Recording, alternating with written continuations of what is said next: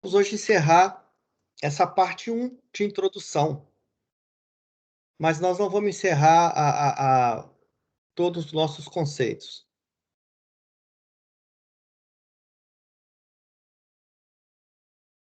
Vocês chegaram a verificar esse link? Eu não estou vendo mais o bate-papo, tá? Então vocês quem te responder, responde no som para mim. Vocês chegaram a verificar esses links que eu deixei para vocês?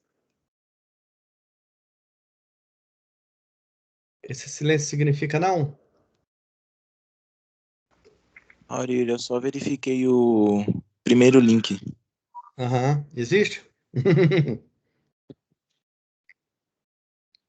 E existe ainda? Existe, mas aquela voz de robô é muito chata, não deu pra absorver muita coisa, não. Mas o vídeo é de uma qualidade. Então tá bom. Pessoal, os computadores, eles são separados, de forma,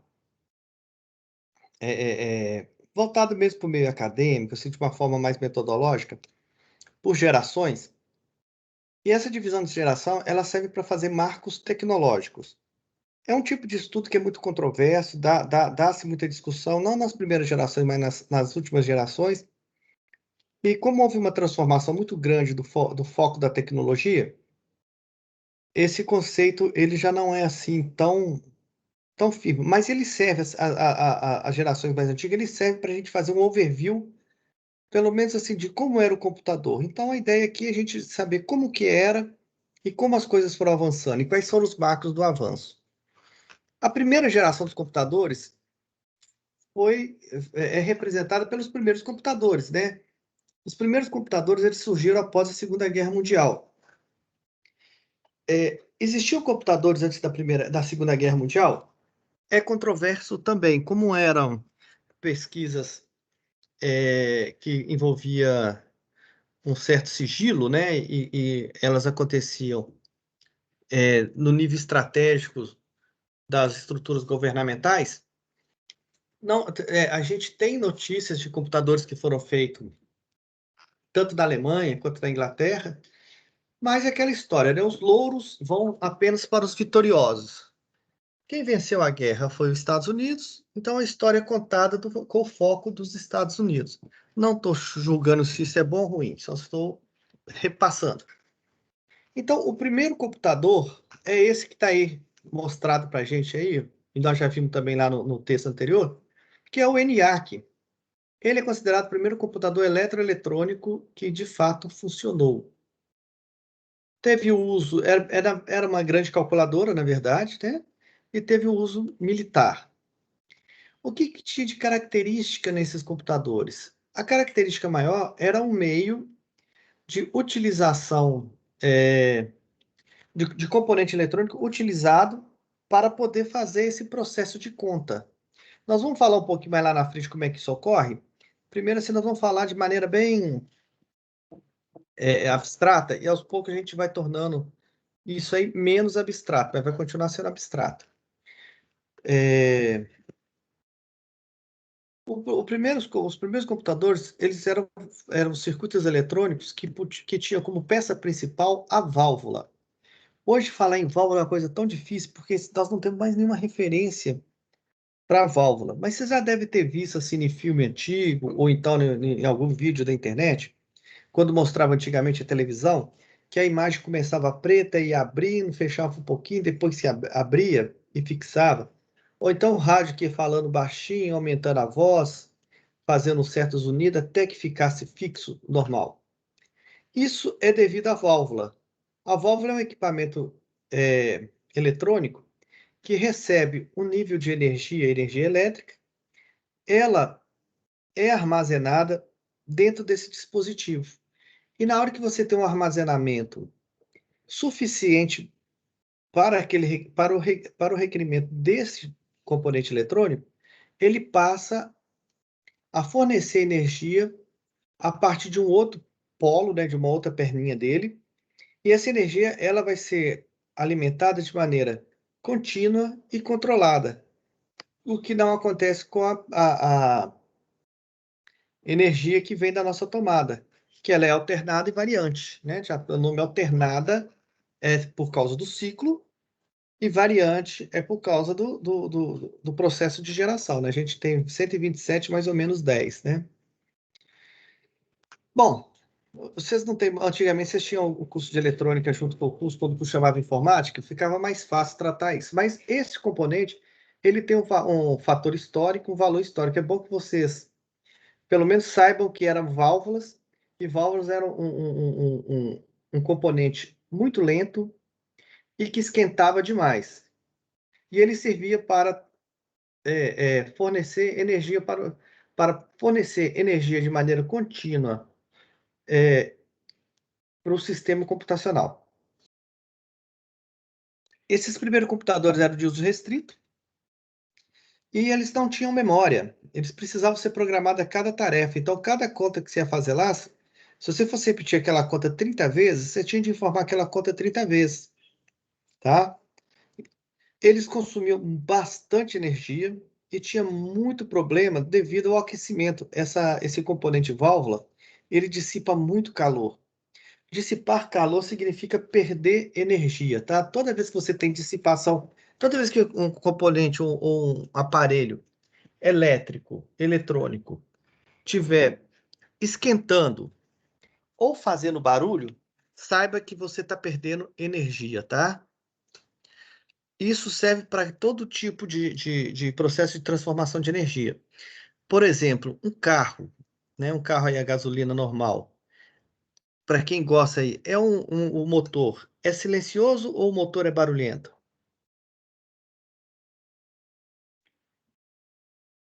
Quem conhece do assunto aí? Dá um palpite aí, gente. É barulhento. O motor é barulhento, né? Não tem algum carro que é silencioso? Só se você abafar o motor. E o motor, quando o carro está em funcionamento, ele é frio ou ele é quente? Quente. Pode pôr a mão no motor. Se você for daqui a Belo Horizonte, que você chegar lá em Belo Horizonte, você pode abrir o carro e pôr a mão no motor? Não, Não. Por quê? porque vai estar quente, vai te queimar. Ou seja, o processo de transformação daquela energia que vem do hidrocarboneto em energia de movimento que acontece dentro do motor através dos movimentos dos pistões é um processo que gasta muita energia e essa energia é dissipada em forma de calor e em forma de barulho. Um carro a gasolina ele tem em torno de 20% de eficiência energética, ou seja, só 20% da energia gerada é usada para movimentar o carro. 80% é jogada fora, de alguma forma, tá? Bateria de celular quando esquenta também, né? Só que você está perdendo energia de outra forma, né? Que é a energia que está entrando. A energia que está armazenada na sua bateria está preservada, porque a bateria é um armazenador de energia. Preservada, entre aspas, porque depende, você também tem alguns efeitos eletromagnéticos que podem ocorrer. Um deles é a esterese magnética, né? Tudo tem um porém na vida, tá, gente? Nada é 100%. Mauri, Sim, pode falar. uma dúvida. Pode falar. O que acontece quando a bateria de algum dispositivo, a gente fala que vicia, mas o que acontece? Então, esse é o processo da esterese magnética. À medida que uma bateria, ela tem uma vida útil de carga de vezes de carregar. Você não carrega infinitamente uma bateria. Chega um tempo que ela já não carrega mais, ela já não consegue armazenar energia. Porque vai acontecendo um efeito eletromagnético que é tipo se fosse assim, ó, colocar, para você entender, é como se você todo dia você enchesse seu copo de água, mas sobrasse um pouquinho de água no fundo, e você não tivesse como tirar aquela água do fundo. Então, da próxima vez que você colocar a água no seu copo, você já vai tá colocando menos água do que pôs da última vez e vai poder consumir só menos água do que consumiu a última vez, porque aquele restinho que fica no fundo, ele fica preso, ele não volta mais. Ele só fica lá. Isso vai acontecendo com a bateria, até chegar um ponto que o tanto de água que está no copo é mais do que meio copo. Então você já começa a usar seu copo, só um quarto do copo que é útil. Os restos, 3/4, tá ali só, é a água que está ali guardada, mas você não tem acesso a ela. No caso da água, a gente está falando do efeito físico, né? Seria fácil de limpar, mas no caso da bateria, é um efeito eletromagnético chamado de esterese magnética, que são sobras magnéticas que ficam no seu aparelho de armazenamento e vai, com o tempo, aquilo vai consumindo sua bateria. Consegui explicar mais ou menos? Conseguiu sim. Então, olha, eu tenho um notebook aqui que ele só carrega até os 80% da bateria. Então, Isso. ele já foi consumido já. Isso. Tem quantos anos que você tem essa bateria? Há 9 ou 8 anos. Nossa senhora, rapaz, já pagou muito. A vida útil de uma bateria é em torno de 2 a 3 anos. Se for de níquel molibdênio, né, aquela NiMe lá, ela dura um pouquinho mais. Tem vários componentes que vão fazendo durar mais, né? Mas ela, normalmente ela fica em torno de 3 anos.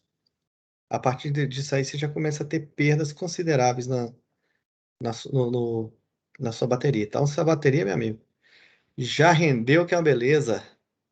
Já te deu lucro, tá bom? Pode comprar uma outra aí que tá valendo a pena. Ô, professor, uma Fala. pergunta. Quando o notebook está ligado diretamente na tomada, a bateria fica consumindo ou não? Claro, porque você consome a energia que está na bateria. É um processo de ineficiência energética você ligar a bateria e ficar usando o computador, sendo que a bateria já chegou a 100%. O melhor seria você, chegou a 100%, você desligar a bateria, deixar a bateria cair até lá nos 20, 22%, né?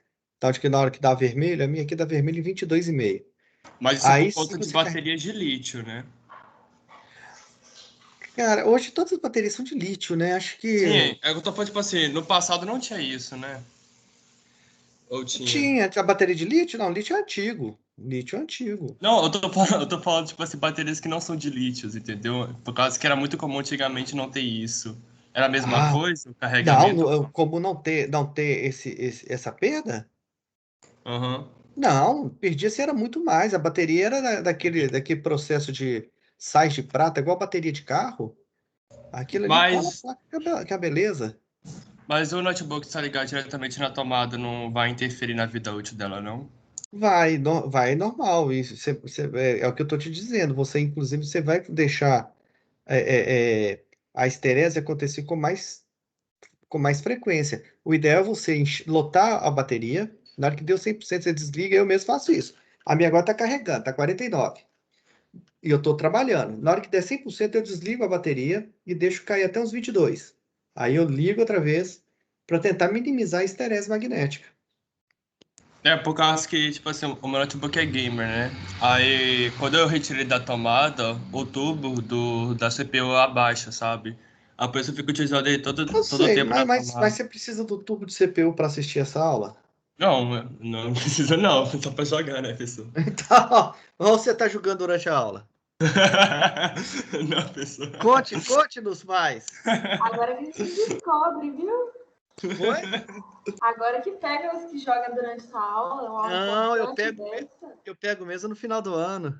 Quando tá lá precisando de 10 pontos, 20 pontos. Ô, gente, vamos lá, então, senão a gente não segue a aula, tá bom? É, um,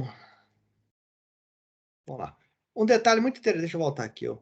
Cliquei sem querer. Um detalhe muito interessante é o seguinte: quando o programa dá, quando você está mexendo num sistema e o sistema dá um probleminha nele lá, como é que você chama lá? Vocês estão jogando e falhou? Falhou mesmo, era para ir para cima, não foi para cima? Isso vocês chamam de quê? Essas falhas? É um bug. Bug, não é? Da onde que vem esse nome bug? Bug é esse bichinho aqui, ó. Esse besourinho. Mentira, isso é Joanina, não? Uai, bug. Nossa, Ladybug. Você nunca assistiu o desenho dela, não? Deus, agora que eu entendi. Caiu a ficha agora? Hoje, já minha foto com a Ladybug aí circula na internet todo ano. Eu não vi, não chegou pra mim, né? Ah, então tá. O bug, ele chama de bug justamente por causa das válvulas, tá? Esses computadores grandões tinham muitas válvulas, as válvulas esquentavam muito. E quando dá a noite, o que acontece na casa de vocês quando vocês deixam uma lâmpada acesa e a janela aberta? Enche de mosquito? Enche de bichinho, não enche? E se você tiver joaninha, joaninha também vai para lá. Esses bichos gostam de calor. Por isso que chama bug no sistema, é porque entrava uma joaninha, encostava aqui nesses componentes, eles queimavam, você tinha de trocar o componente, ou seja, deu um bug. Eis aí a origem do termo, tá bom? Nossa aula também é cultura. Cultura nerd. Então vamos lá para a segunda geração. A segunda geração, a primeira geração ali no finalzinho da Segunda Guerra Mundial, tá? Final da década de 40, ele vai até lá em 40, até 49, 50, tá? A segunda geração, ela é caracterizada por esse componente aqui, que é o transistor. O que é o transistor? O transistor é a mesma coisa que que a válvula. Só que agora ela não é feita mais usando vácuo, usando aquela bolha de vidro, como está lá, sem ar dentro. Ela agora é feita com material recém-descoberto, recém-trabalhado naquela época, que chamava-se areia. Ela é feita de silício.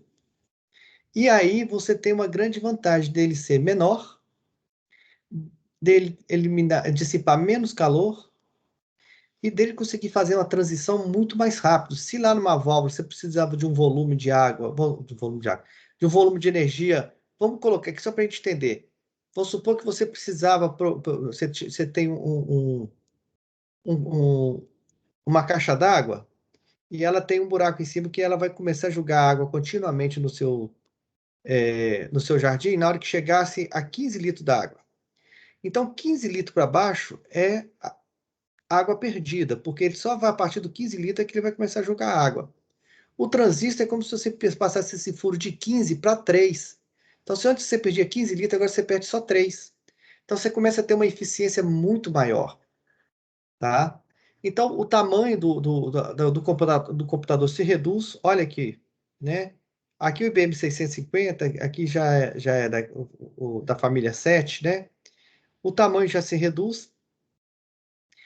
O calor é menor, dissipa menos calor, as placas eletrônicas começam a ser mais compactas, a capacidade de processamento aumenta, e nessa época cria-se a memória. Então você começou a ter os primeiros computadores que tinham armazenado dentro de si instruções que podiam ser repetidas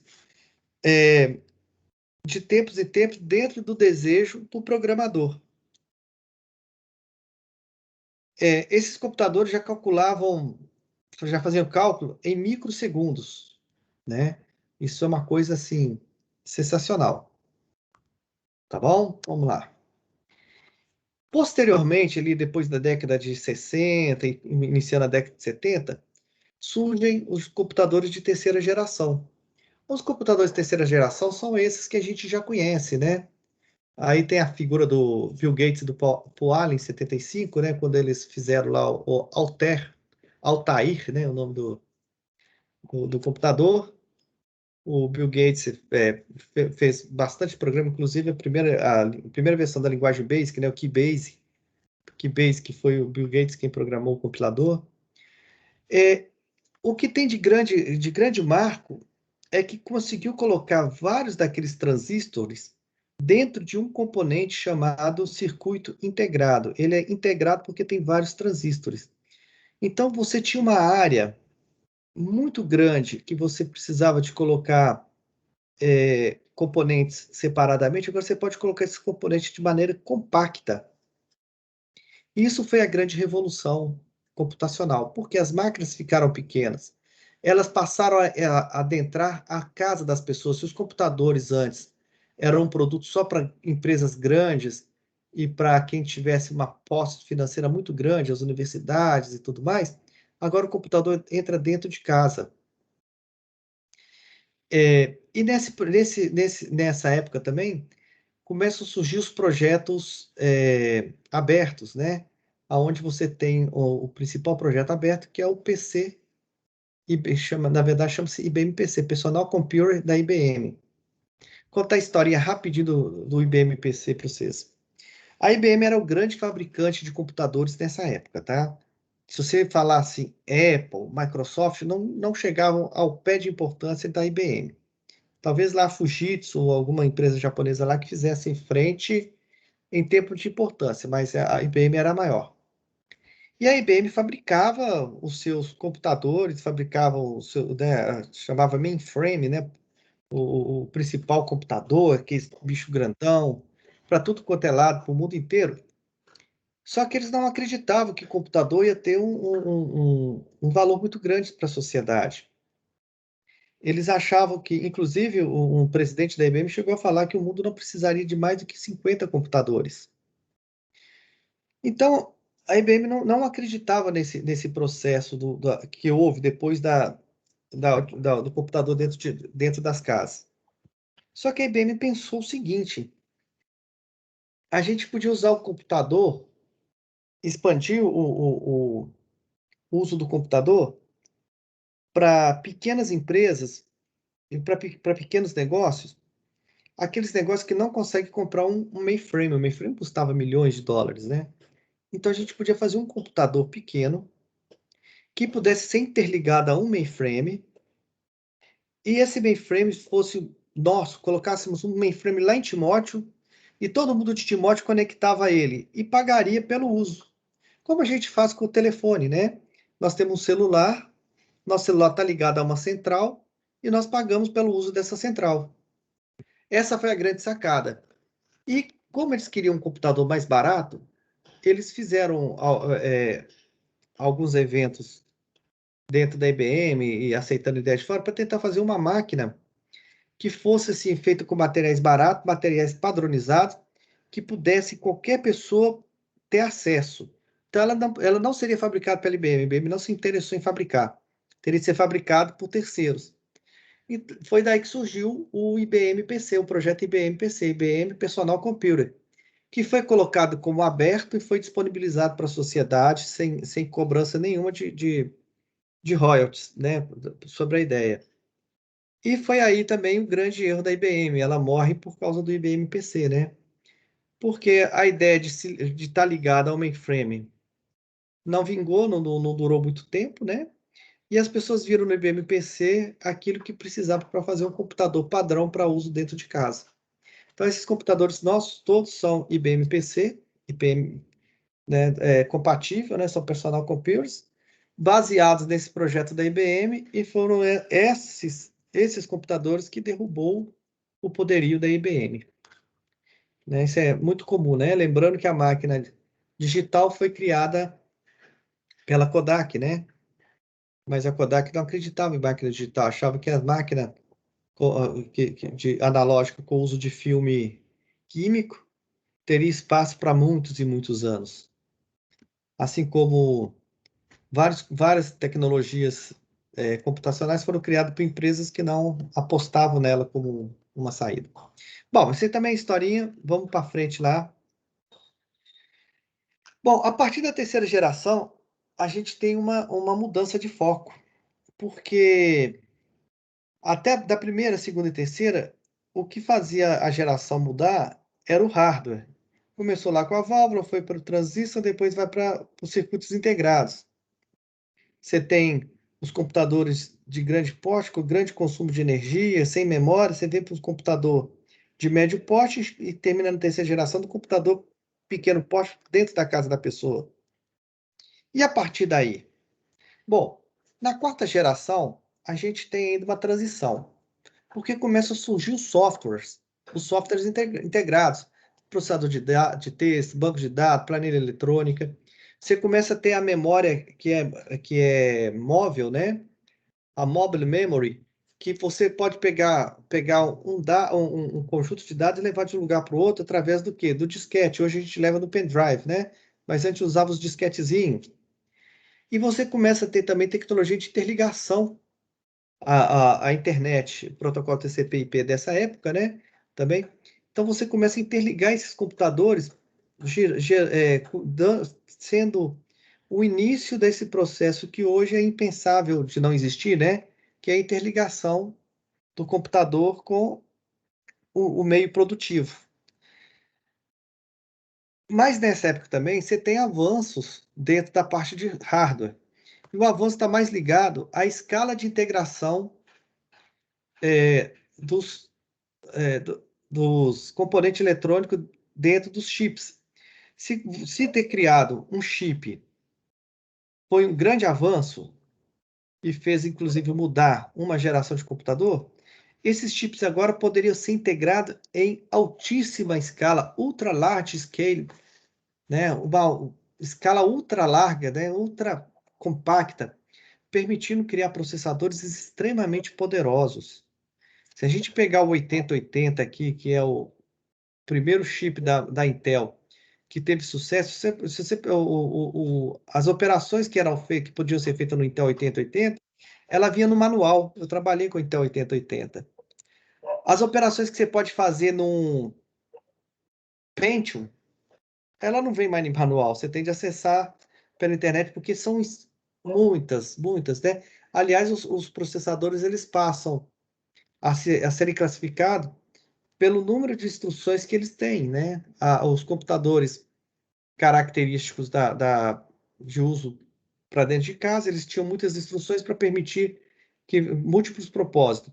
Já os processadores para usos em universidade, em ambiente científico, eles tinham poucas instruções já pré-determinadas no seu processador, deixando o trabalho mais para o software. Então, isso também era uma forma de diferenciar. Professor, Sim, senhor. sobre os novos Pentiums, né, que tem agora a série 4000, o que o senhor tem a falar sobre ela? Desculpa, volta, sobre... Sobre a nova série de Pentium, o Pentium Gold, que tá atual, acho que é Hoje, 4800 e tal. Tipo hoje assim, por que mudou, eles né? ainda estão lançando?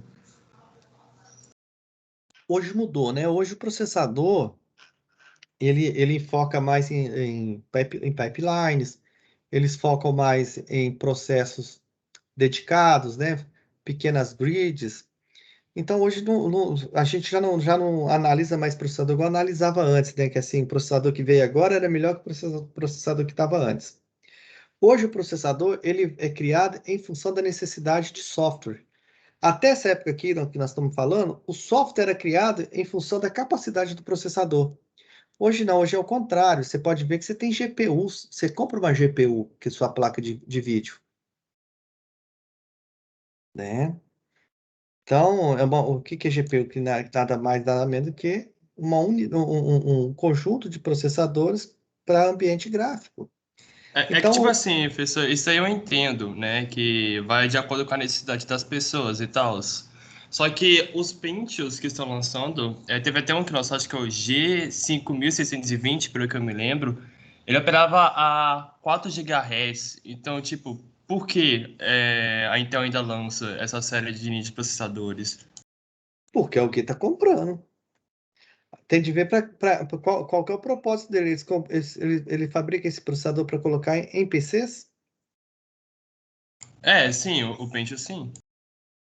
Porque você sabe que hoje o processador é extremamente utilizado em vários Sim, meios, sim, inclusive, sim, sim. inclusive o Onix, né, o carro da GM, não está sendo fabricado por falta de processadores, né? Então, assim, se um processador está sendo fabricado é porque tem gente comprando, né? Hoje é bem claro essa relação de processador ser um commodity, tá? Agora, eu não tenho as características técnicas específicas. A gente teria de entrar no site, pegar as características técnicas, entender, né? Eu parei mais lá naquele score 7, e 7 com seus núcleos, né? Eu não tenho um conhecimento tão profundo assim, não. Tá bom? De boas. Vamos lá então, pessoal. Aqui é a quarta geração, né? Para não ser injusto, eu coloquei o Bill Gates primeiro. Alguém tinha de vir primeiro, tá? Não teve motivo, não. Aqui está o Steve Jobs com o Wozniak, né? Que criaram o Apple One. Aqui o IBM PC 5150, só para a gente armazenar e guardar aqui. E aí vem a quinta geração. A partir da quinta, sexta geração, isso é muito questionável. Por quê? Porque a gente não tem mais transformação de hardware para caracterizar uma geração que era o que existia até a terceira geração, e a gente poderia dizer assim, não vou dizer existe, mas a gente pode dizer que caracterizou a quarta ainda assim com muito esforço. A quinta geração a gente já começa a ter um pouco de questionamento, né? E você, o que você tem de característica? Você tem os supercomputadores, que são computador com processadores integrados, você tem automação de escritório, comercial, industrial em larga escala, mas começa a robótica, imagem virtual, a multimídia, e vem aí a era a internet, né? Então nós temos muitas coisas acontecendo que não é só hardware.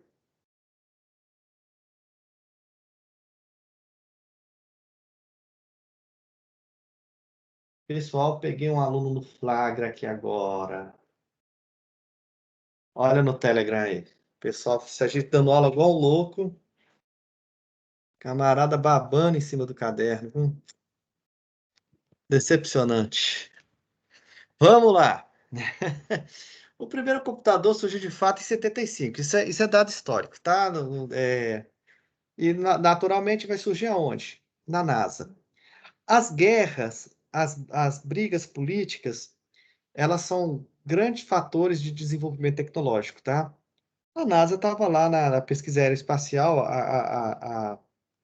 aquela guerra aeroespacial que Estados Unidos e Rússia durou até na década de 80, né?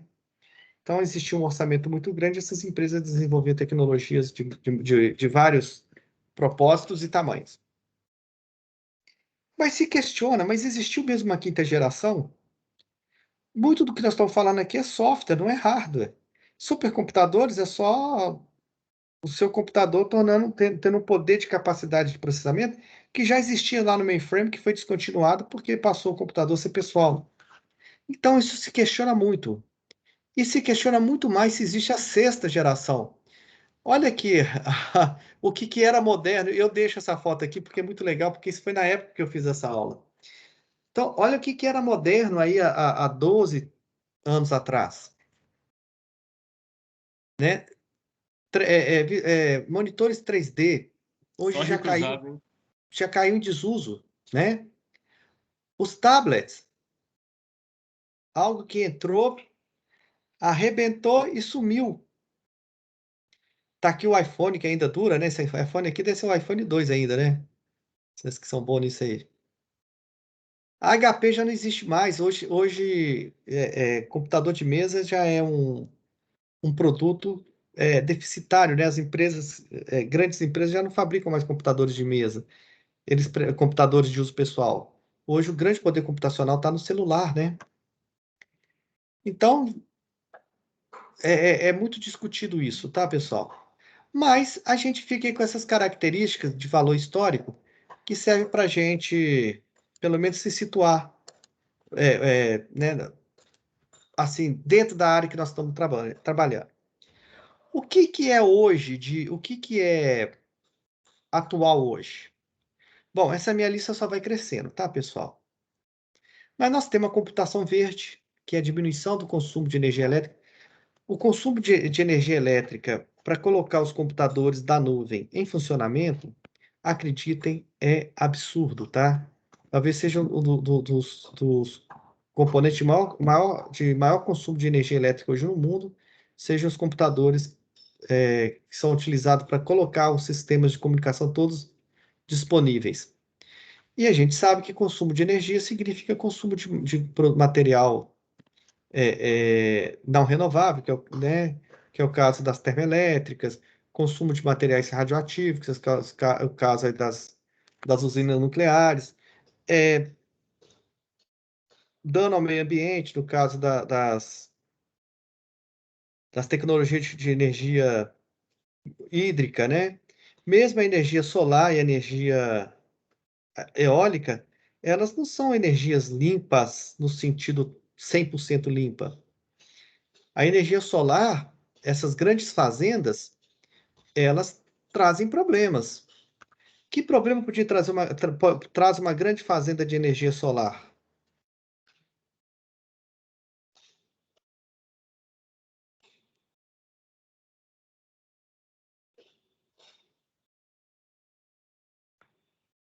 Vocês são capazes de dizer? Ou se energia solar é tudo de bom? Qual que é a pergunta, professor? Opa, tá igual a minha gata aí, só dormindo. A energia solar, ela traz algum tipo de dano para a natureza? Ou ela é tudo de bom? Ué, professor, vocês devem trazer algum, né? Da qual eu não conheço, mas deve trazer.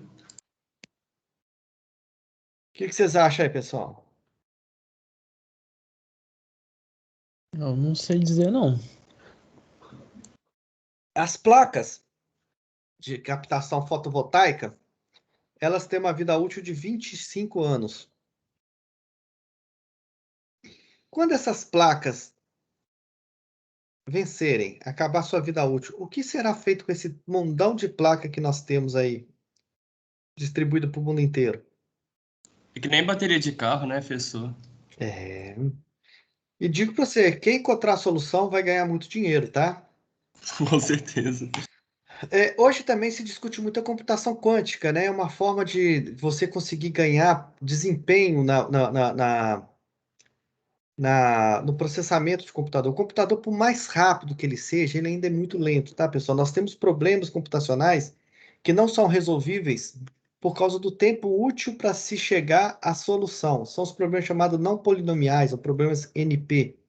Não é porque não tem solução, mas não se consegue essa solução em tempos computacionais viáveis, né? Demoraria muitos e muitos anos para que um computador comum conseguisse resolver esse problema. Então, a computação quântica é visto como uma saída. Já existem alguns computadores quânticos que estão em funcionamento, até o IBM tem um dele que é aberto, né? Se você tiver um projeto, você inscreve seu projeto, eles te dão um slate, né? Te dão um espaço lá um Slice, né? Falei Slake, Slice, te dá um pedaço do tempo de processador para você executar. A, o Google também, né? Tem o computador quântico deles. E o computador quântico, assim, acaba essa história de bits, bytes, né? De somente dois estados. É uma coisa assim, vai revolucionar. Vai começar. Se o computador quântico vingar enquanto vocês estão aí disponíveis no mercado, pule para ele rapidinho, porque tudo que existia antes da computação vai ser abandonado. Outro tipo de computação que está muito em voga, né, é a computação vestível, né? Ela, direta e reta, ela vai e vem, vai e vem, vai e vem, mas ela ainda não fixou, né? Teve o Glass do Google que não fixou, mas hoje nós temos muitos produtos, né? Alguns telefones, relógios smartwatch, Smartwatch. que ela faz a medida de pressão medida de pressão sanguínea da pessoa, né? Então, para pessoas que têm problemas de pressão sanguínea, ela faz a medida ali exata, já contacta com o médico dela. Tem pessoas que fazem, é muito comum em idosos, né? Medida de altitude, medida de altura, porque se baixar e ficar um tempo grande numa medida baixa, supõe que esse adulto caiu ou de alguma forma desmaiou e aciona uma central de socorro. Então, tem muita coisa no mundo da computação vestível. A inteligência artificial, que hoje é o grande tchan, aí eu acho que é o que está mais surfando mais alto na onda, né? E junto com a inteligência artificial, englobando a inteligência artificial, inclusive, vem a ciência de dados, que é uma área nova, né? Inclusive, tem pessoas que acham que o conceito de Deus vai ter de ser refeito devido à ciência de dados, porque tudo agora vai ser dados. Os dados serão capazes de prever o futuro e reescrever o passado. Isso é loucura filosófica aí, né? Mas a ciência de dados hoje ela busca perceber eventos ou similaridades em ambientes que não foram percebidos pelos homens. Então, assim, a gente fala assim, nossa, o carro anda porque o motor movimenta, e de repente a ciência de dados vai verificar um punhado de outras situações que estão ali presentes que a gente nunca percebeu que era importante para aquele ambiente e vai nos permitir dar uma eficiência maior para esse andar do carro, né? A gente já vê isso presente na Fórmula 1, né, para composto de pneu, composto de combustível, as asas esse ano estão todas remodeladas, né? Então, esse mundo de captação dos dados e dele tirar conclusões que não foram perceptíveis aos olhos nus. Ok, pessoal. Com isso aí nós terminamos nosso primeiro slide. E terminei aquele momento que eu chamo assim, que é o momento de esperar entrar alunos novos. Só que isso não aconteceu, parece que vai acontecer mais para frente. Nós vamos ter de ver como isso vai acontecer. E vem aí o primeiro dever de vocês. Eu queria que vocês, cada um de vocês, escolhesse um desses temas. Vejam bem, temos de passar por todos os temas, tá? Então vocês vão decidir entre vocês quem vai fazer qual. Mas tem de passar por todos os temas. E vocês vão escrever pelo menos uma folha de caderno à mão a respeito de um desses temas. Vão tirar uma foto ou vão escanear, do jeito que vocês quiserem, e vão mandar para mim no meu e-mail. Eu vou mandar depois o enunciado direitinho para vocês, tá bom? Porque eu coloco meu e-mail, coloco tudo direitinho. Mas esse é o nosso primeiro trabalhinho, nosso primeiro um ponto. Ok, pessoal? Dúvidas? Beleza, Maurílio. Certo. Então tá bom, gente. Agradeço aí a atenção de todos. Tô parando.